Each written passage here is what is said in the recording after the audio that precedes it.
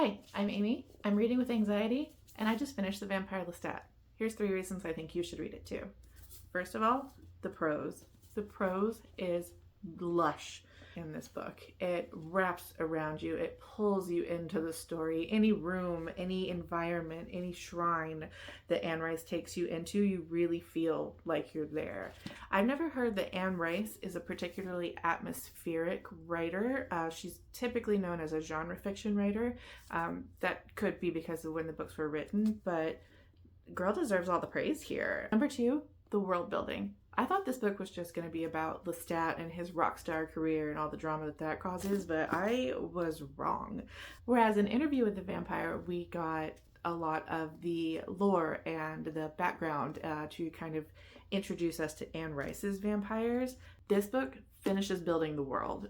All of the major players are in this book. We get introduced to Marius, we get introduced to Magnus, we hear more of Armand's backstory. We get all of these backstories that even to the vampires it's basically like their boogeymen, their bedtime stories. We meet all of those characters here.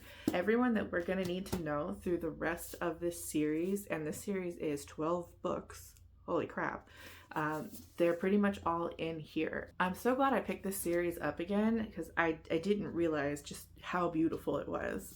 And the third reason is, gay vampires. Lots and lots of gay vampires. Like, this is where they started.